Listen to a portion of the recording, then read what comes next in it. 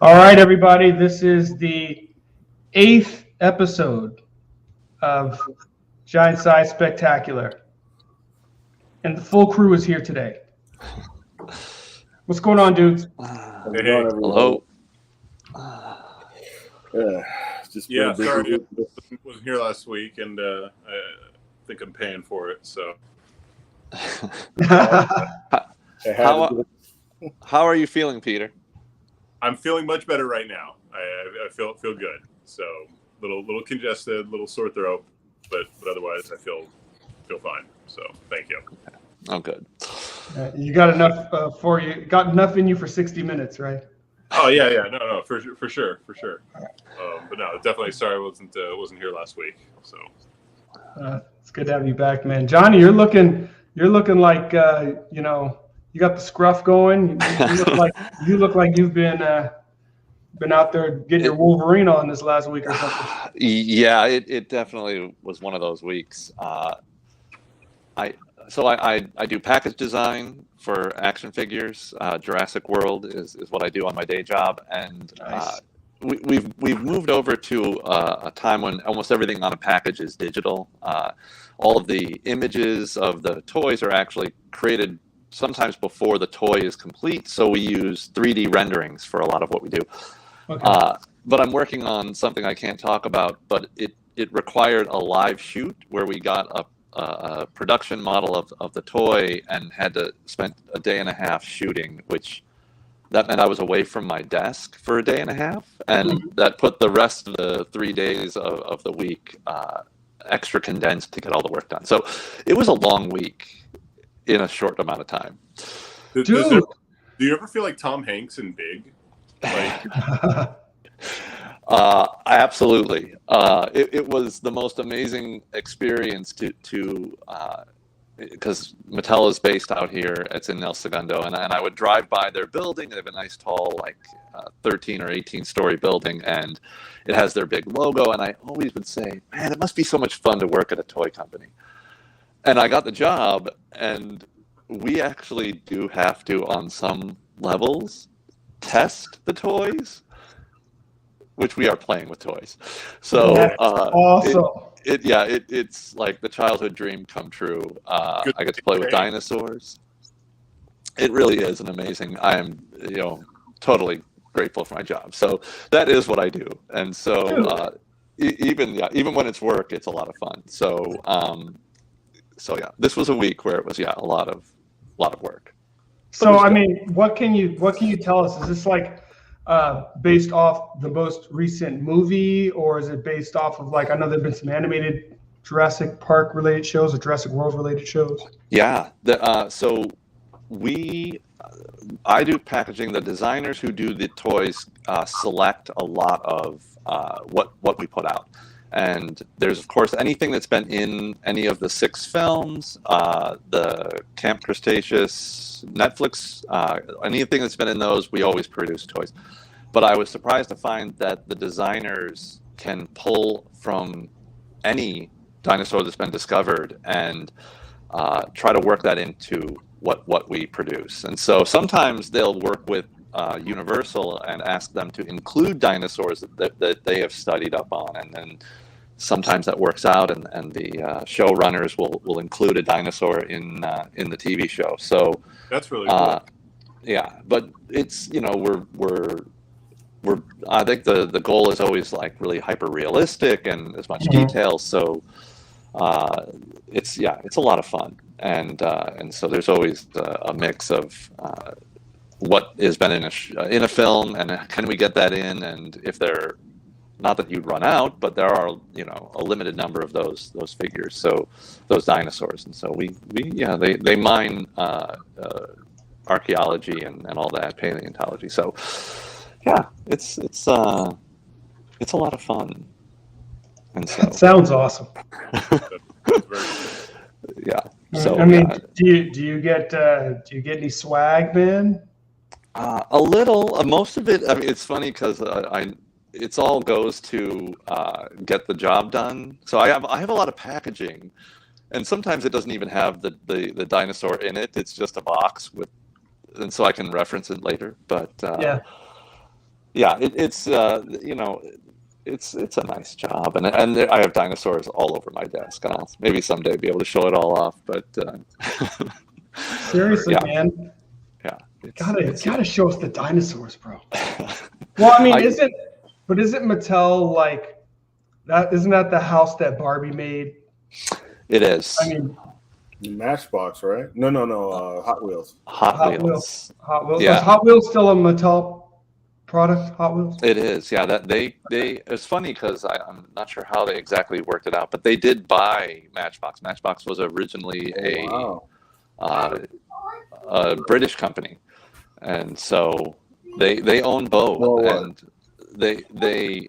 they differentiate. Hot Wheels is invented, a lot of invented cars, not necessarily.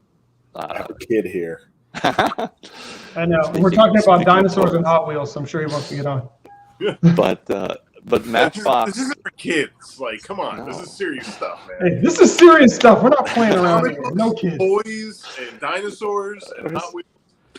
And is Hasbro part of Mattel, or is Hasbro? They're separate. They're Totally separate. Okay. They're the competition. My brother and I, we collect the GI Joes. It was funny. As a Joe's, kid, Transformers. Mhm. All Hasbro. Yeah. Hasbro's got a lot going for it. Matchbox is realistic. Was the difference. So to finish that off, is they get as detailed as they can to make realistic, and they find the makes and models, and so Matchbox. If you're looking for a car you either once owned or wanted to own, Matchbox is where you'd go to find it. And then Hot Wheels, they do all kinds of fun, decoration and styling, and then they'll also create cars from scratch that don't ever exist. So. Okay, gotcha. I'm trying to remember. That's very cool. That's really cool. I'm trying to remember back in the day because I had both Hot Wheels and Matchbox cars. Because I don't know if Matchbox licensed certain cars. Because I had a Mach 5, a Speed Racer Mach 5. Yeah. I had a 1960s Batmobile. Yeah, I had that one too. I don't remember which one it was. If that was Matchbox or Hot Wheels, I had both. We were indiscriminate about the collection. Same here. Same here. One big bin, you just throw them all in. Yeah. Yeah. So. Of course, as silly as it sounds, I had the General Lee. Oh yeah, everybody had that. We did talk about that. I had the General Lee. It was it's history is a funny thing because I loving that show and not having any idea about that history was as you get older you're like they're the Dukes, they're cool, right? Yeah. There's nothing wrong. They're just the good old boys, never meaning no harm. What could be wrong with that? What could be wrong with that, man? Yeah, that was Yeah. No, so funny living in Houston. I saw a truck. It was orange, so it was a truck, but it was a Dodge, like a Dodge truck. It was orange and it had the 01. And I'm like, I bet the flag is on the top. But my van was too low, I couldn't see it. I'm like, that's supposed to be the General Lee. That's the general truck version of the General Lee. Oh, that's awesome. Well, I don't know if that's awesome these days, but the kid in me would have said, that's awesome. That's awesome. I know. And my aunt is just like that. The A-Team van. That was the other iconic. Oh yeah. Vehicle. Oh, dude. Yeah. The A-Team van was money. That red stripe and that spoiler. Well, it's funny because the 80s, those different the 80s had all these iconic cars, that you identify with the 80s. And I don't know if they think that through now when they're putting together these shows. You're like, no one has an iconic, anything really. But even so, think there were a lot of shows with cool cars. What was it? Was it Hardcastle and McCormick? Yeah. He had a kit car. Yeah, exactly. Yeah. Yeah. He had the dope red kit car. And then Magnum, he had the red Ferrari. Yep. And because that was his car, the Magnum Ferrari, because that's what you would say for that Ferrari. Oh, that's the Magnum Ferrari. That's right. And Miami Vice, of course, it was all about that Ferrari. Yeah. And then all those, they always found a way to, okay, we're gonna have these guys have some really cool stuff, that's like really identifiable, really signature to the show, Exactly. You can't talk about DeLorean without thinking about Back to the Future. right. Exactly. Yeah. Yeah, that's the truth. Yeah. I mean, even predating that, I mean, like the Starsky and Hutch. Yeah. Starsky's car, that was the car. Yeah. Which I also had. Well, I think my brothers got it. My brothers had the Matchbox. That's awesome. I never had that. Jealous. Yeah. I inherited a lot of toys, so I got a lot of anything spanning from the 70s through the 80s. I had a lot of that stuff.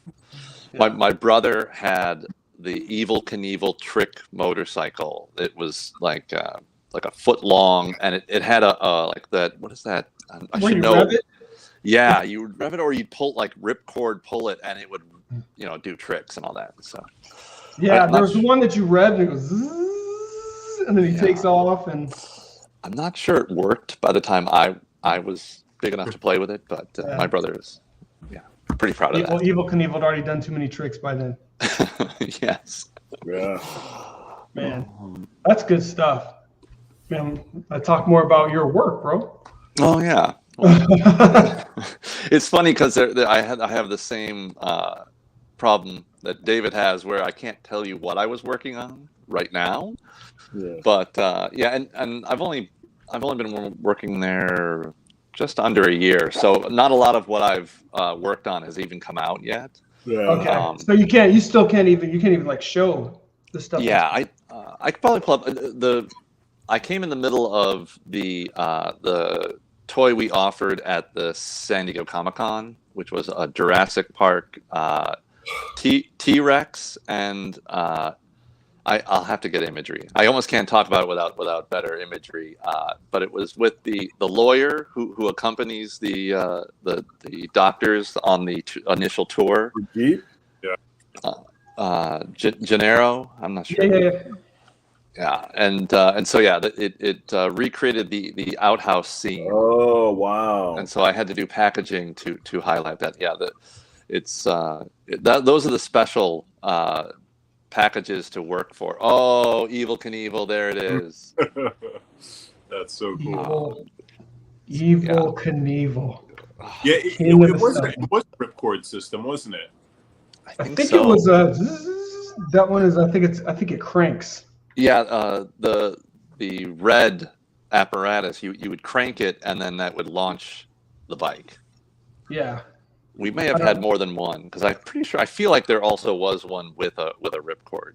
Yeah, like where it was him. Well, yeah, it didn't have a red base to it. Mm-hmm. Also, yeah, I'm sure there's probably. I never saw that one with a ripcord. Really? Yeah. May have came later. He-Man. They had a couple of those He-Man vehicles with like ripcords to them. Yeah. Telling you, that's when those toys were so amazing. Yeah.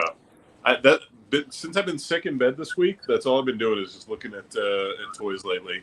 My brother and I recollecting like all of our old GI Joes that we had gotten rid of when we were little kids and buying those back. And the stuff that they're coming out with now is just insane. But going back and finding like those old toys, classic toys, that's some of the most fun like I've had lately. So are you buying the vintage ones, or are you finding like remakes of them? I'm doing both. So I'm buying a lot of the vintage stuff, but there's a lot of the new stuff that's really cool. Especially again, sorry Johnny, for the it's okay for competition. But buying some of the new stuff. They got the classified GI Joe classified series, so it's like these super articulate, very detailed versions of the GI Joes. So yeah, we've been buying some. Yeah, they're pretty cool. Oh, yeah, that's nice. I still love toys. And on every level, and yeah. I mean, I'm lucky that I had because GI Joe and Transformers were probably up there on my favorite toys. I didn't have a lot of Transformers, but I had tons of GI Joes, and that probably was one of my. So yeah, in my interview, I had to like think of what else did I had a fair amount of He-Man, so that's kind of what saved me in my interview. I'm like, oh, He-Man, that's Mattel. Oh, that's Mattel. Yeah. Okay. So did Mattel also do Thundercats back in the day? I don't know. I should look that up. We're not doing it now, and I don't know if they were that connected outside of probably being animated by the same company, but I don't know who owns Thundercats. Yeah, He-Man was great. Oh man. I'm bought a lot of those figures too. Yeah. Yeah. I mean, to me, it's so funny because the ingenuity that they just would simply recolor parts, and that you know have the same parts in different colors on all the different figures, and eventually I'm like, well, they look exactly the same. They're just one's blue, one's green, this guy's orange. Right? Yeah. So I still kind of like look at that and go, it was pretty awesome that they still would put that in, put all that variety in. I've been finding go back and rebuy my old toys. I keep thinking like, oh yeah, I played with Transformers, a whole bunch of Transformers. Transformers are great, and then every time I'll find I had that. Oh, that was a GoBot. And I'll go, and so like I realized I wasn't a Transformers kid at all. I was totally a GoBots kid. I had so many GoBots, and like I guess they were the cheaper versions. Like, or they certainly were not as articulate. They were a lot less detailed. Yeah. They maybe had like one or two things to. They were easier to transform. Yeah.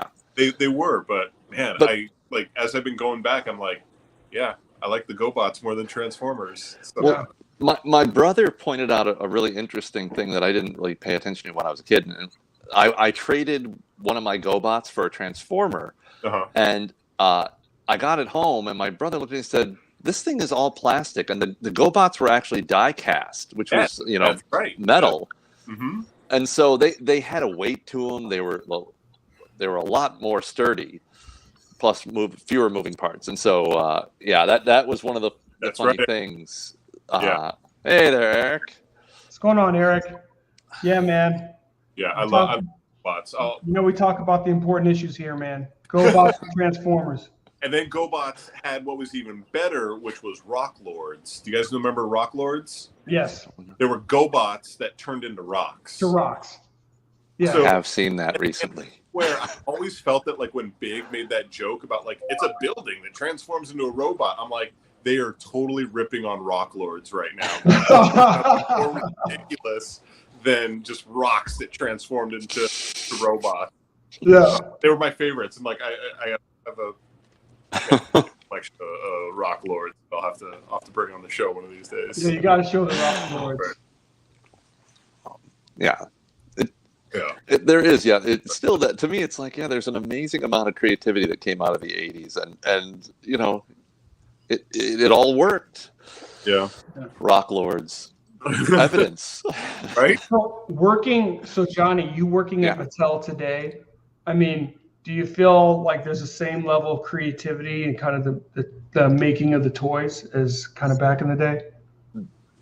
It's a lot rougher about a lot of the aspects of life as an adult hit you because there's the business end, and we have a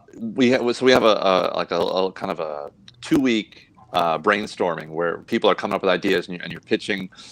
But then you get into all the levels of approvals, and so a lot gets pared down, and the creativity is there, but there's also, as an adult, you're really aware of the numbers games, and how many toys can they offer, how many, what's working, what's not, and so I feel like there's probably just as many licensed properties, in the '80s. I mean, Star Wars, one of my top toys as well, was all licensed, and so I don't, it's a little different, but I like to see, and I get a little look in behind because they're still going pretty strong on He-Man, and the ideas they come up with are they're doing a good job of trying to recapture a lot of what what was there, and then also introduce some new concepts with it. So That's cool. I'm Just a quick hopeful. shout out to Alexander. Thanks for hopping in. I know it's a busy evening for stream, so appreciate you coming through, man. Johnny's just giving us a 411 on toys as he works at Mattel.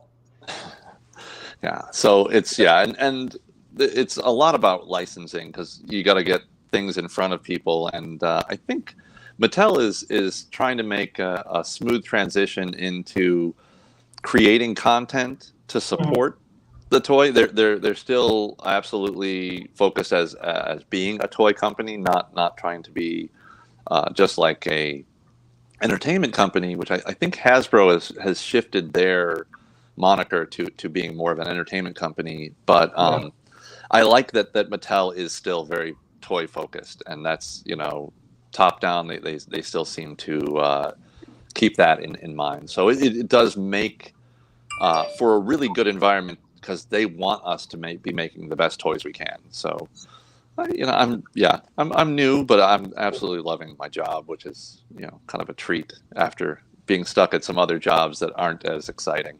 Yes, that's awesome, man. Yeah, it's good. It's good to hear too. So I mean, I think all of us, you kind of hear about all the corporate rigmarole, and I understand. It's got to make sense. It's got to be a profitable, venture. And I think you were talking about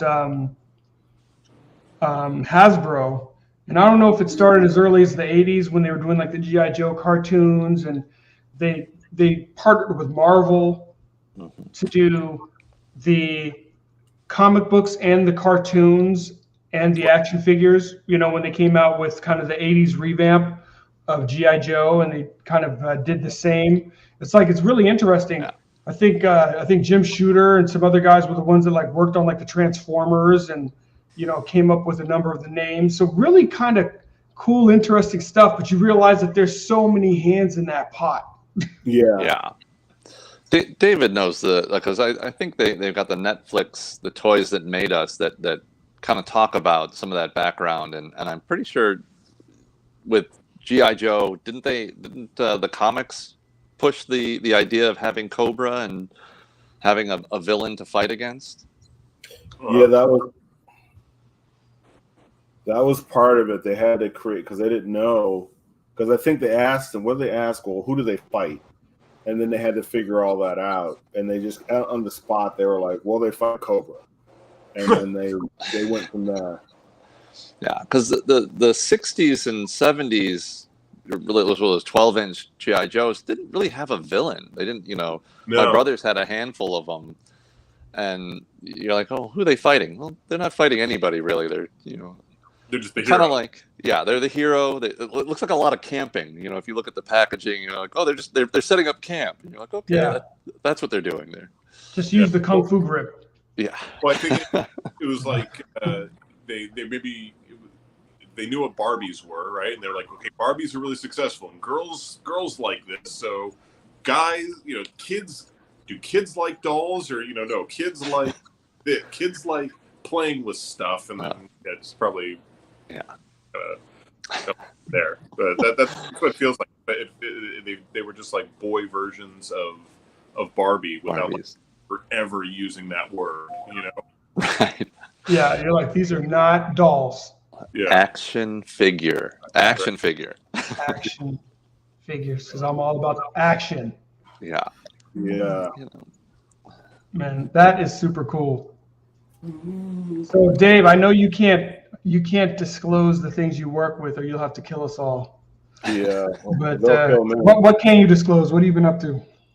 I mean, the last thing that came out I worked on for a Halloween song for Muse. And the music video that just came out a couple weeks, like last month. And that's the last thing that I actually saw that I worked on. But usually it's just commercial. I've done 2 videos for Muse, which was really cool, because now I'm a huge fan because they hired me. But well, I'd never, because I'm old now. I don't know who anybody is anymore. I didn't know who they were until they were like, oh, you're gonna work. And then I asked around, people like, that band is huge. and they were really, really nice to me, and they gave me a credit on the music video. So yeah, I'm a big fan. That's cool. That's cool. You have any idea when the video will be out, or is it already out? No, they're out. They're on YouTube. Okay, it's on YouTube. Okay. Yeah, they're on YouTube. Okay. Oh God, they just sent me. Guys, I'm sorry. I'm so sorry. This is so unprofessional, but I have to go because it looks like a director wants to talk to me right now. Are you serious? Yeah, I'm really sorry. They were supposed to call me earlier, and they called me in the middle of the show. That's cool, man. Oh, that is not.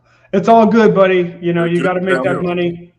I'm really sorry, guys. I'm really sorry, everyone. It looks like I have to take this call. Wow. They had not sent me.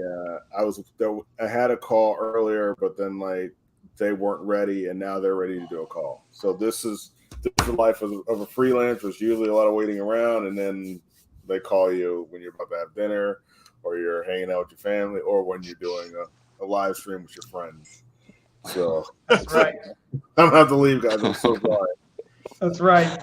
With the humble flex, but indeed, man, one of these days when he's past his NDA period, he'll be able to tell us about some of the stuff he's working on.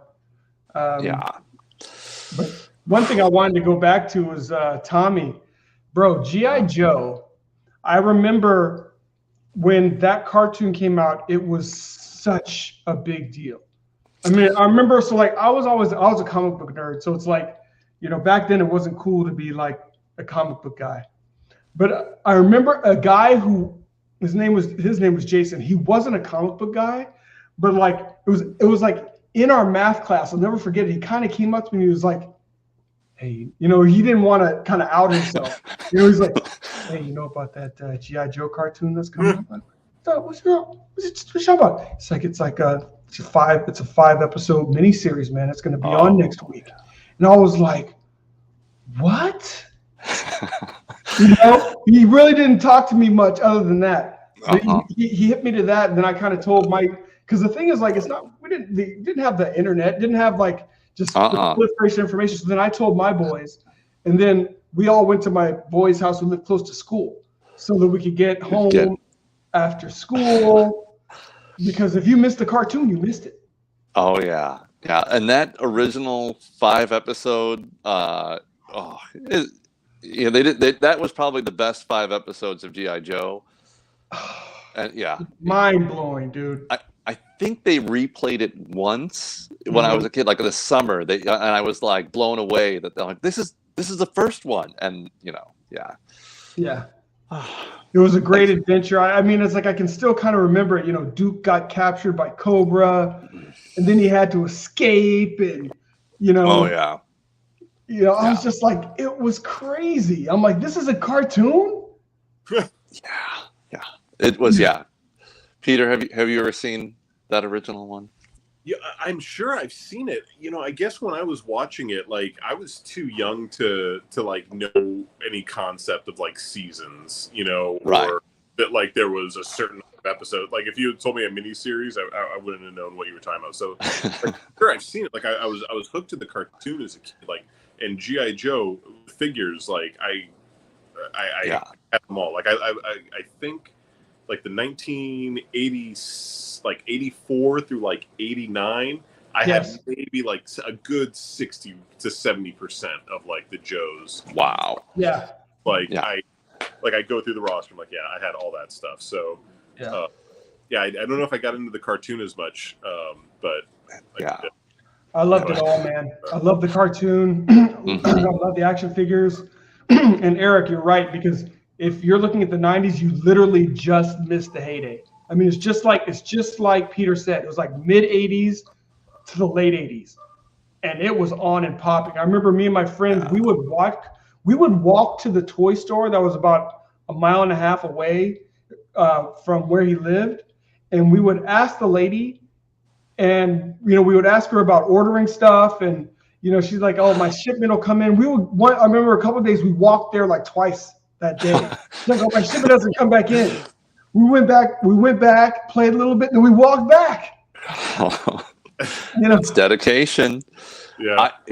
I barely made it to a store, but it was always the kind of thing that every time I would go in, it would be like, Mom, do I have any allowance? Can I get one? Because there's a guy, and it would be like, I'd go into the supermarket, and there'd be a guy I didn't have, and there'd only be one of him sitting on the shelf, and I'd be like, Mom, it didn't work half the time. I didn't have the allowance, or not today, honey. But it somehow worked, and I guess my brother and I, we got a lot of those action figures, and I remember we get them at Toys R Us, and my brother and I, we both distinctly remember the very last GI Joes that we ever bought. We look at we look at all the stuff we collect now, and we're like, oh yeah, after that year we didn't buy anymore because the quality went down, or they were all repaints, or every accessory had a gimmick. There was these ones squirted water, these ones changed color, and these ones had all this stuff, and it just it sucked out so much of the fun. And so GI Joes in the 90s, just they were not the same thing. It really was,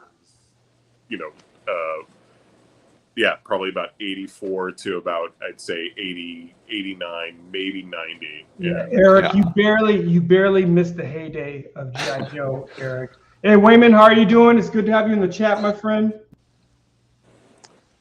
So that was such a pivotal time just for me. GI Joe was amazing, the cartoon was amazing, the toys were amazing, and even the packaging. I kept the file cards. Those file cards, those go for money right now. I trimmed all of mine out, and then I got basically a recipe box. Yeah, and I'd file them. Yeah, hell yeah. That was definitely tied into every aspect of it. The paintings. As a kid who loved art, the paintings of every character, you can't go wrong with that kind of stuff. It was No, same here, Wayman. I was all about it. I got as many of the Joes that I could get, and the crazy thing is, so me and my cousins, we kind of, it was me and two of my cousins, so we kind of split it so that we pretty much had between the three of us all the Joes, but then we also made sure that you got Cobra Commander, you got Destro, but we also made sure that we got a number of just Cobra soldiers. I never did that, and I always wanted to be the kid who had 5 of the soldiers or the troopers. I never. No, me too. It was always I had 2 maybe. And I usually got one. I think I got the second one because I broke the arm on the first one. So I was like, Mom, I need another one. Yeah. No, between the three of us, we had 15. Wow. So we had, so you could do that Cobra attack. You had to do it. Yeah. Wow. Yeah, there's some people now that do. They have I guess some of the original molds, and they're a lot of these GI Joes, and so you can get them for pretty good prices, but it's not the same. The plastic is different, if they're not, it's not as thick. Something about it just never feels as good. But gotta tell you, going and buying some of those old original Joes, they still feel that must feel good. Hey Eric, though, good parents, man. Your parents had the GI Joes on VHS tape. I have nightmare stories of my mom taping over my VHS tapes. She taped over my GI Joe. She taped over my. You didn't pull the plastic thing. She pulled. I was ignorant. She taped over my Thundercats. Oh. Brutal. She taped soaps. She taped her soaps over my Thundercats. Thundercats didn't come on very often. That was a hard one to catch. Yeah. Wow. Oh, dude, those dolls were not cheap. Those larger figures. That's pretty cool. I didn't have any of the larger Joes. I just had the. I don't think I remember the one with a baby blue sweater. That's. Oh, so. That's my little brother, and he was the kind of kid who would carry his Joes with him everywhere he went. Yeah. Which then, unfortunately, you sometimes leave your Joes wherever you went. Yes, that makes for tears. Oh, that yeah. makes for tears. I'm sure I was old enough that I should not have cared, but I'm sure I was pretty upset with mine. You always cared. you left cared. them at the store? I know. Yeah, dude, I wanted all those stormtroopers too, and that was the thing. Like, it was okay. Do I spend my money on another stormtrooper, or do I spend my money on a new guy that I don't have? And like, I could never. I don't know.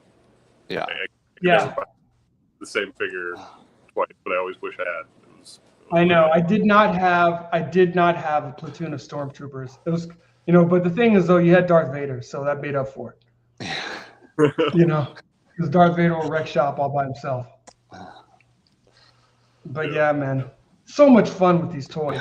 Me and my cousins talk about it too, and it's like we were nuts. Oh, yeah. I mean, it's like we would play all summer long. We would get up and we would just play. Oh yeah. Oh yeah. That was. Yeah, I would set up entire battlefields with every and it was an all day event because you sit there and you're like, you do all the setting up, who's on which side, what. I'm not even sure I came up with an objective, but it was really. It was really more of like a diorama that you were making. Yeah. At least that I would feel like, it was, you'd see these cool situations or scenarios and you would just make like a never-ending battle. Because, the figures themselves didn't really do too much. You could like bash them together or whatever, but like exactly. Ultimately, didn't do anything other than you could pose them and set them up in like these cool situations and then have these like scary scenarios play out in your like, I don't know, that's what was happening, I guess. No, exactly. Especially like, if you're just playing with the toys, it's just you set up like a whole thing and it's just like you're going to like different places where you set up action. It's like now you're doing something with these couple of action figures. Now you're doing something with these couple of action figures. Oh yeah. Yeah, Tom, I've seen those G.I. Joes that they have now where it's like that same scale and same look as the Star Wars figures, and I gotta say I'm not a fan. Like it's really hard for me to see like the cool old figure like Snake Eyes, but then them have this like unbendable arms. Like I don't know. Those have not been. Yeah, they don't have the articulation. Yeah, those haven't been my figures. I should look that up because I haven't seen those, and that seems crazy to me because that was one of the things that got me as a kid was that Star Wars had so little articulation, and G.I. Joe and first generation had a good number, and then they added the twisting arms so you could actually have them hold their rifles and.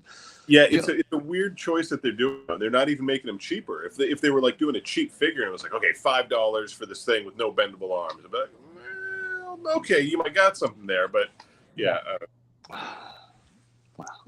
Yeah, and I don't know. I don't know how that whole game works. I was reading something about all these different types of patents, on the toys and just even the ways the toys articulate. So it's I don't know. I don't think I fully grasped that article properly. I'm like, you're trying to tell me that no one else can make a fully articulated G.I. Joe figure now, with bendable, they can bend at the elbows and. We got to admit that we're getting close that we're going to be able to just 3D print it, and being like, hey, can you print me out a 1986 Destro, I think we're almost there. Right. I mean. So Wayman is talking about doing battle damage to his. So I don't know if you guys remember this old show, Black Star. Yes. It was a cartoon. So I had some figures from Black Star that I had put away. And my second son, my mom just let him start playing with the figures. And he decided to battle damage my figures, man. Oh. I mean, it's like he's a little kid. Did Black Stars have the sparker thing in them? So Black Stars, I think they may have been Mattel also, because I think they were also He-Man-ish type characters, but I don't think they had the sparkers. Did they have a little goblin guy? Yes, so they had a goblin guy. He had like a sword, and it was the way the sword worked is if it was a kind of glow in the dark one. So if it soaked up the light, then you go in the dark and it would glow. Sure. So it was a pretty cool toy. But it's like my 4-year-old boy just battle damaged the heck out of my Black Star toys, and I was just like, I was so sad. I'm a grown man, and I'm just like, Mom, why'd you? She's like, you don't ever play with these toys. He wanted to play. He was bored, and I'm just like, what am I gonna tell her? I'm like, these toys are for playing with. Yeah. My feelings were really hurt. Those wrestler toys, that was a good series. They had a lot of really fun ones. They also had it may have been before then. They did a WWF cartoon. Oh. I don't know if you remember that.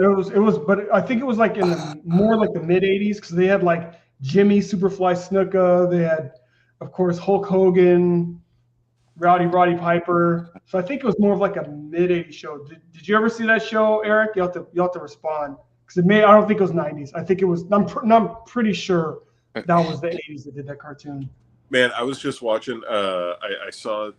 I want to watch the show, but I saw the intro for the Karate Kid cartoon that they did, and the intro for it is like Mr. Miyagi and Daniel, and they're like jumping out of the helicopters, and like there's like faces and like lava monsters and like all sorts of crazy shit happening, and I'm like, I gotta watch this Karate Kid cartoon. Like it was just yeah, Classic. Completely wild.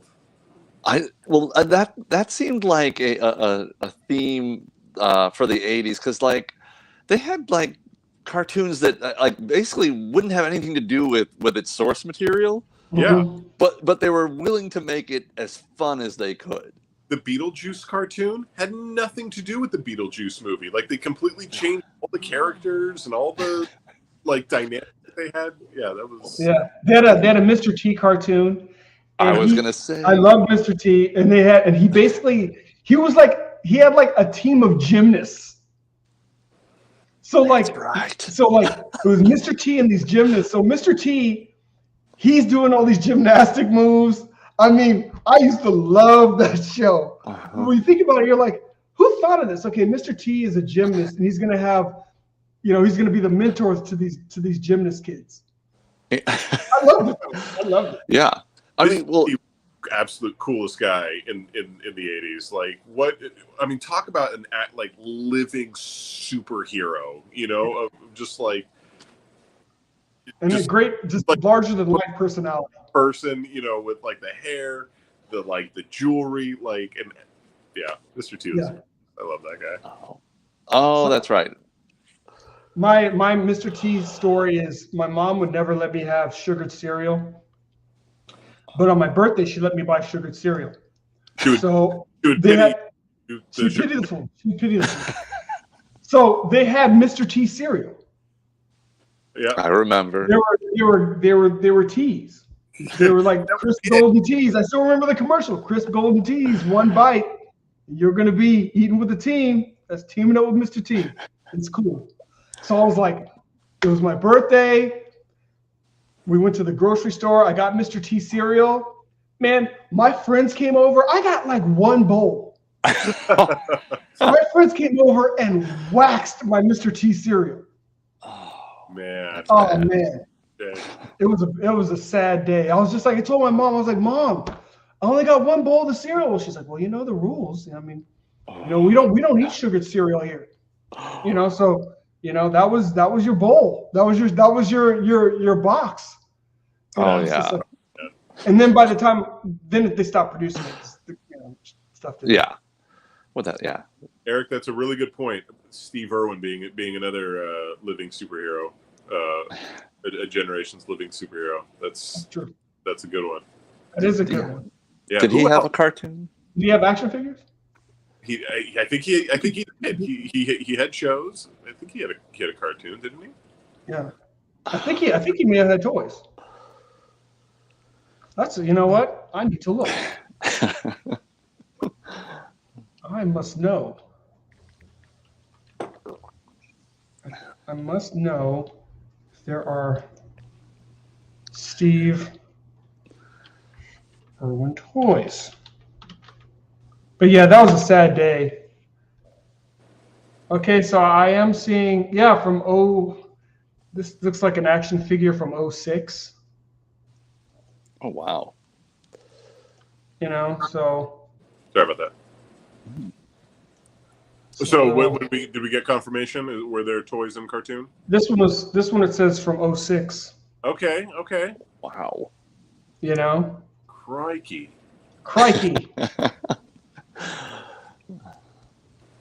Yeah. Yeah. Cool. Yeah, that was that really took me down memory lane, all those toys. You know. But the Crocodile Hunter was cool. You know, very cool. I was definitely not watching TV during that. I think Steve Irwin like snuck up on me that like all of a sudden everybody like knew who this guy was, and I was like, I did not get it. He was just a great personality. Yeah, totally out of left field, and I was like, oh, all right. I mean, for me being a little older, Crocodile Dundee was the Australian of note. There you go. Yeah, Crocodile Dundee. That's right. Again, I'm dating myself, but you know. That's all we do in this show is date ourselves. It's Crocodile Dundee. Yeah. I'm sure he had. I mean, did they have a cartoon for him too? Probably. They must have. Only one way for me to know for sure. I mean, I can just see it. Like I see him on like one of those things, like in the Florida Everglades or something. You know, like Crocodile Dundee. Like, well, you remember Rambo had a cartoon. Oh yes. yeah. Did you guys ever see in a video game, which I could probably get like 2 frames into that video game before I was just like, all right, I'm done here. The NES Rambo game was the worst. Yeah, Steve Irwin's death was like really sad. That was like a punch to the gut. Yeah. You know, it was so just unexpected. I was just like, what? Yeah.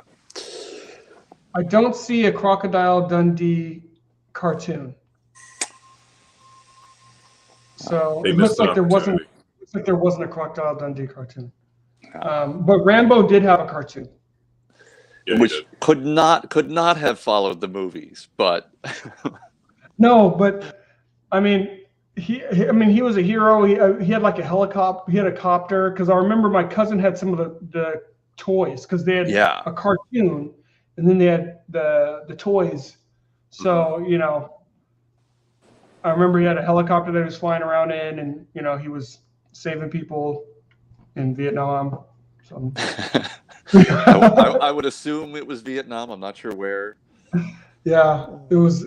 You know, I mean, back then they'd make a cartoon out of anything. Yeah. You know. Now, did you guys have any comic toys? So okay, I'll tell you maybe one of my favorite comic toys. Yeah. Was they made it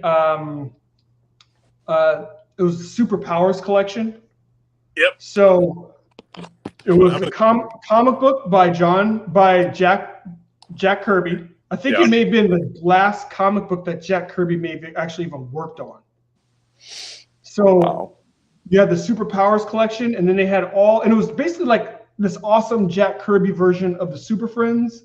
Yeah. You know, it was like Challenge of the Super Friends, but Jack Kirby style.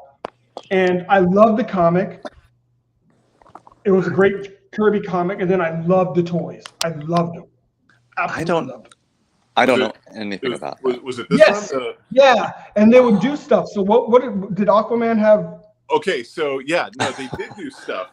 So for the Flash, if you squeezed the arms of the Flash, his feet would run. That's right. Same with Aquaman. If you squeeze his arms, his feet would kick. And with Green Lantern, if you squeezed his feet, his arm would go up like his ring was lifting.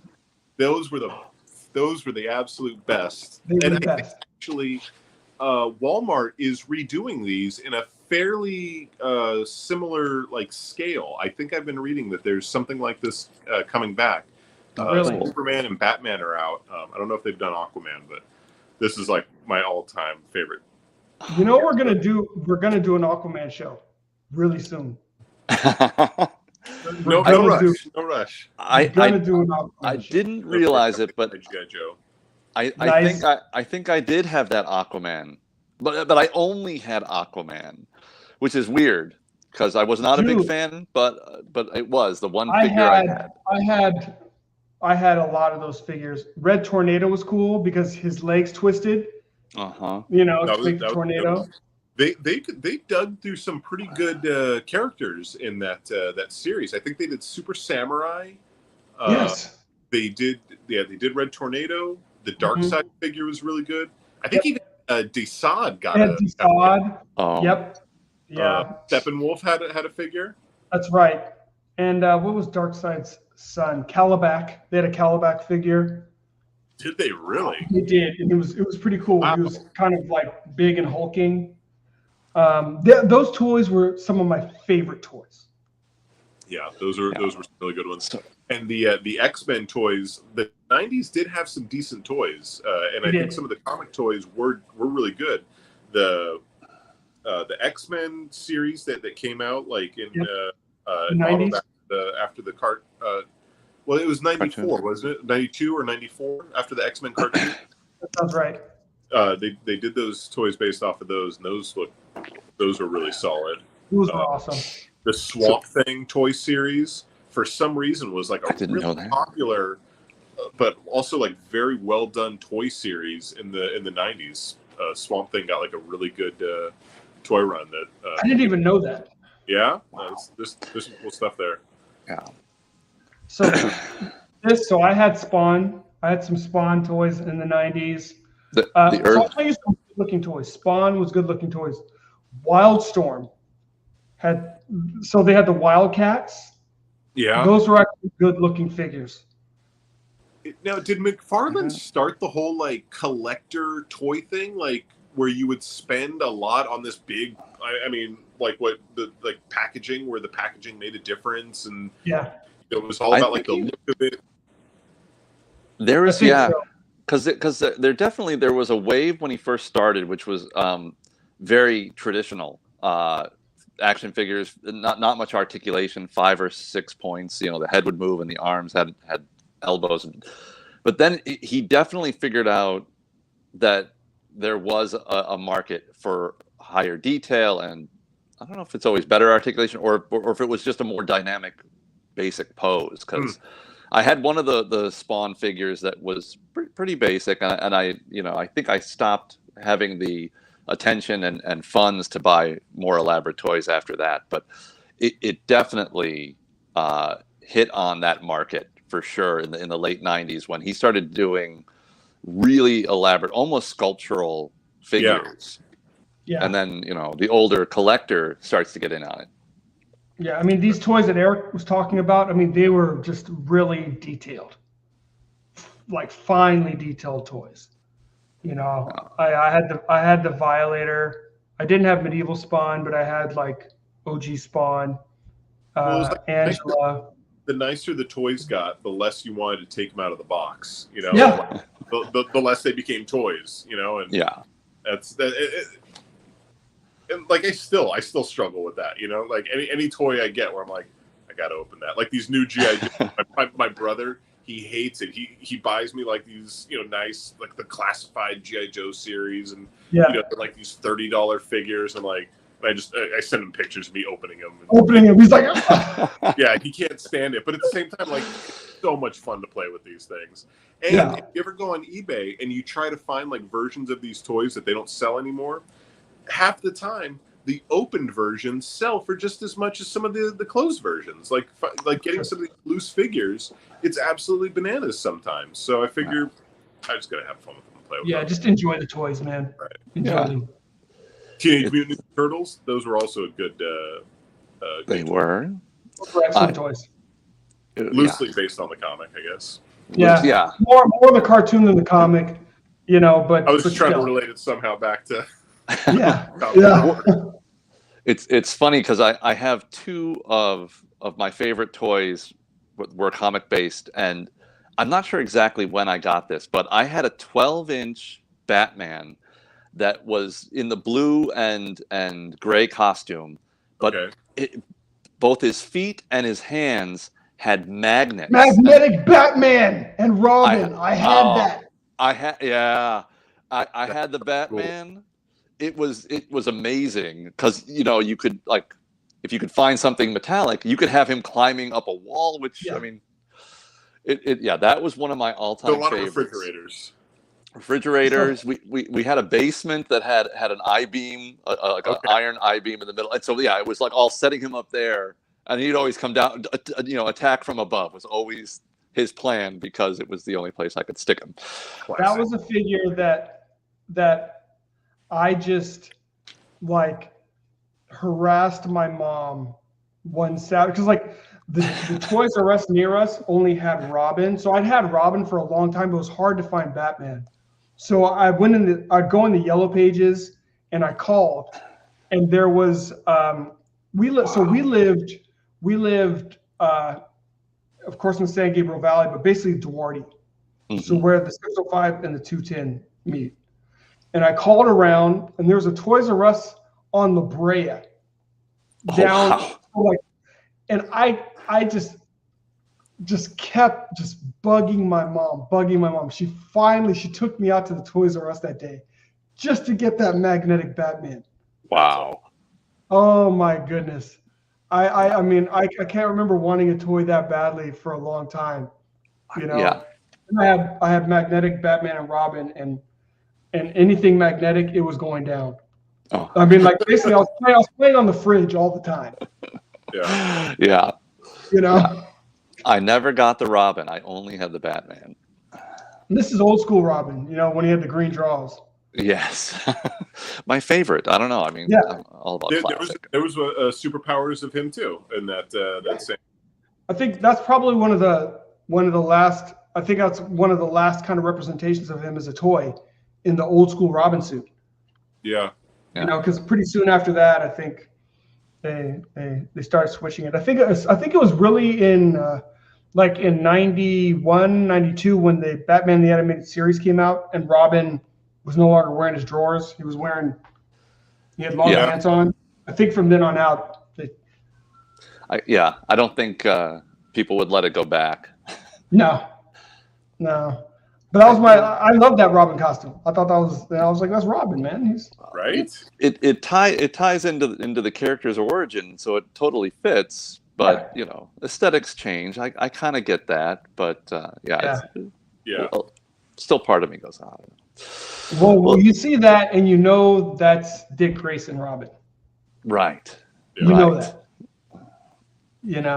Like the other ones, it could be like one of three. Yeah. Yeah. You see, and you're like, I have no idea. That's Jason, Drake, Todd. Yeah.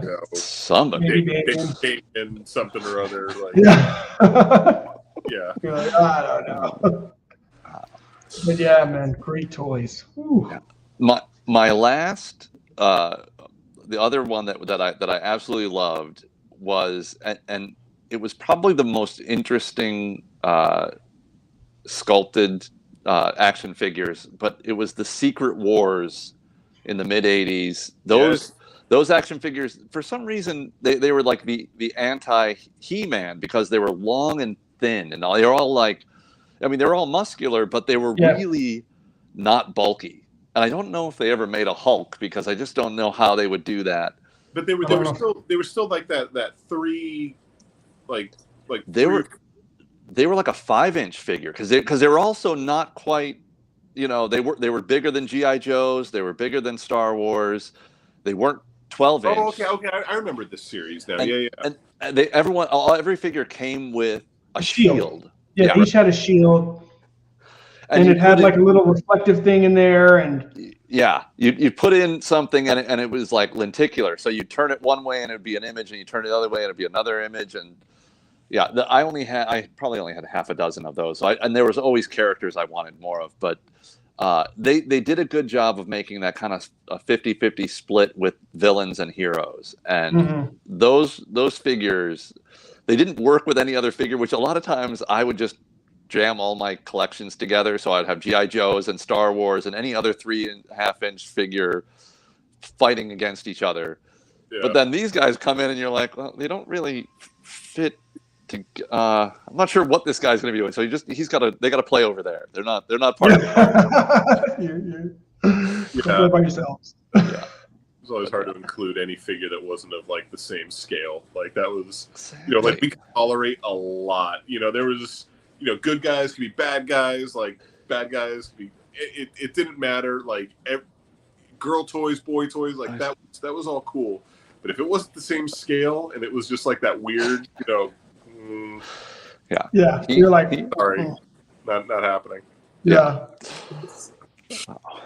But yeah, so I think we'll someday have to do. I need to reread Secret Wars as a comic, and so maybe we'll do a show about Secret Wars someday. We should do Secret Wars. I think what I need to do is I need to go buy a trade because all of my comics are like turning to dust, guys.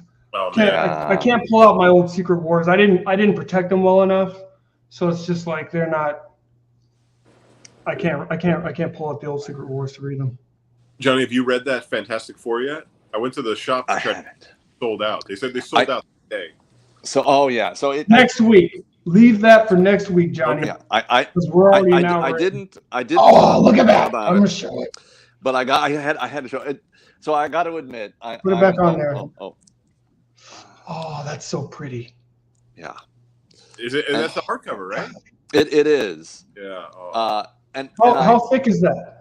It looks pretty big. It's decent. It's not huge, but it's decent. It's kind of. So that's just one. That's the complete story arc. I have no idea. We will find out next. We will find out. Yeah, I'll find out if it leaves in a cliffhanger. I got to admit, I am a big supporter of local comic shops, but I went to two and neither of them had it, and so I went with the online superstore. Yeah, it's sad, but that's kind of I was desperate, and I felt like if I don't just get at least one copy from the store that won't be named, then they would sell out, or they would start raising the price, and I didn't really want to. Well, looking at Eric's message, you're not the only one that had to go online to get that. Yeah, so I felt a little bad, but I still plan on buying a copy from a local shop, and I'll find a home for it. But yeah, so yeah, that's a book that I will own at some point. Yeah, that's gonna happen. I was shocked when David had said that it had sold out. I went into a shop in Manhattan Beach, the Comic Bug, really great shop. The guy said, we ordered, sold out. He said that before the distributor had run out, they put in a follow-up order and said they were going to get 10 more copies, put me down on a list, and I have no idea how far down the list I am. But when he said that, I was like, okay, it's not guaranteed, and I want to get a copy. Yeah. So I can read it, which is. And it's not like he got like 25 more copies. He got 10. Yeah. He probably had 10 dudes at the shop right then that were like, if you open that box up right now, it's gone. And I totally felt like I'm not a regular. I'm not part of I don't come in every week. And I was like if he gives it to 10 people who come in every week, I totally understand that. So if he calls, I'll gladly pay the man for the merchandise, but I covered my bases. Stuck with it if he's got to move it. Exactly. You won't get stuck with it. That's I knew I wouldn't. But so do they? Peter, do they have it on the app? Can you at least read it, or is it? I don't think so. I looked briefly and I didn't see it on there and the app is usually a couple months behind. Okay. But gotcha. I will do a more thorough check. Well, I'm gonna probably see if I can get my hands on it in the interim as well, because that was enticing. That looks beautiful. Yeah, we're a little over an hour in, gentlemen. Cool. So, okay. Man, as always, it's a pleasure getting to hang out with you dudes. Very fun. Yes. And we will do it again next week. All right, man. It was good talking to you guys. Yeah. Thanks everybody for tuning in. Everybody for joining. Eric, Wayman, Tom, appreciate you guys. Yeah. So next time. Take care.